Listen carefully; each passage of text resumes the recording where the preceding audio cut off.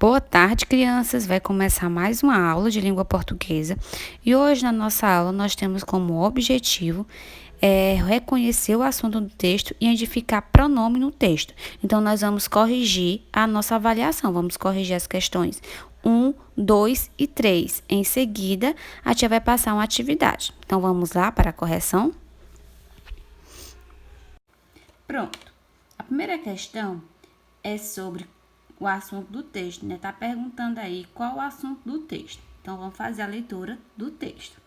Robôs japoneses falam, brincam e até encontram óculos perdidos. Robôs capazes de conversar, encontrar óculos perdidos, desenhar aviões e brincar com crianças estão atraindo milhares de visitantes a uma exposição em Tóquio. Robôs como o Chapt, sensível ao som, respondem a perguntas simples e até mesmo trocam piadas com pessoas. O robô pode usar a internet para localizar uma imagem simples e fazer desenho, fazendo companhia às crianças enquanto os pais trabalham. Pronto, nós vamos identificar aqui nesse texto sobre o assunto, sobre o que é que esse texto está falando. Esse texto está falando sobre o quê? Certo? Aqui é uma notícia porque está informando aí sobre algo, não é? Está nos informando. Então, vamos lá. Como os japoneses fazem robôs? Está explicando aqui, gente, nesse texto, em algum momento, como que os japoneses fazem robô? Passo a passo? Não, né? Então, aí nós descarta.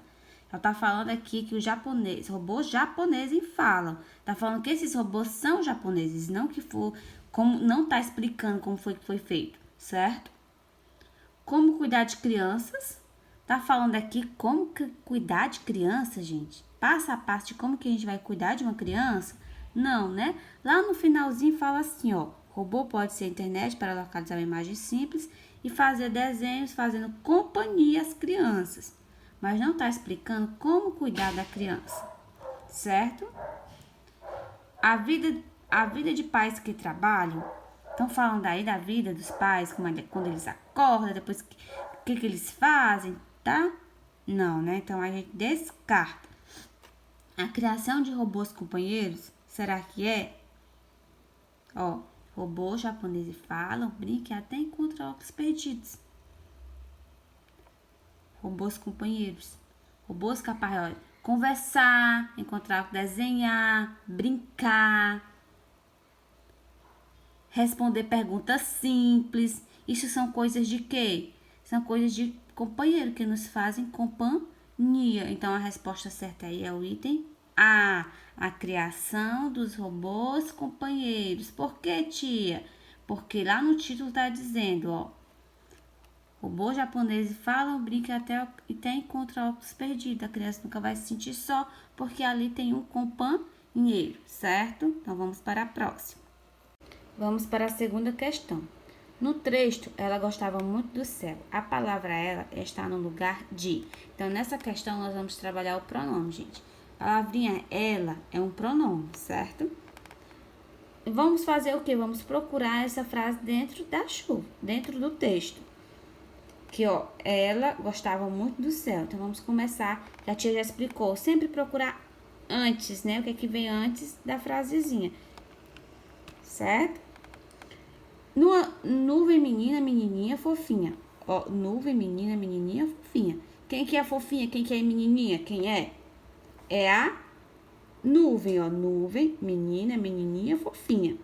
Vivia brincando no céu, escorregando no arco-íris. Quem é que vivia brincando no céu? A nuvem, que no caso é a fofinha. Mudando de cores com as estrelas e os cometinhas. Ela gostava muito do céu. Ela quem? Quem é? Será que era a Dona Celeste que gostava de brincar muito no céu? Nessa frasezinha anterior aqui, tá falando da Dona Celeste? Não. Tá falando da mãe? Não, ó. Nuvem, menina, menininha, fofinha.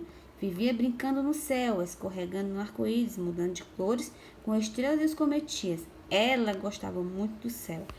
Ela, será que é a nuvem menininha? Ou é a terra? Ó, ela, nuvem menininha, menina fofinha.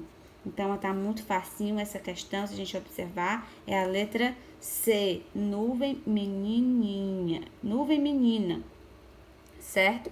Sempre vai estar a resposta antes na frase, certo, meus amores? Então, vamos para a terceira questão.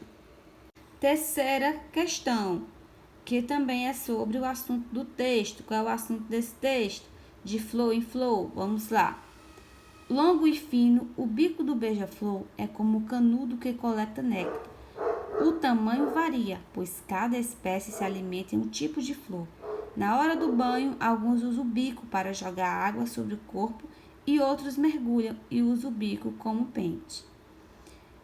Aí nós vamos identificar o assunto desse texto. Tia, o assunto é sobre o que esse texto aqui está falando. Esse texto também é uma notícia, é um texto informativo, está informando sobre algo. Está informando sobre o que, tia? Vamos descobrir agora. Ele está falando sobre a alimentação dos beija-flor?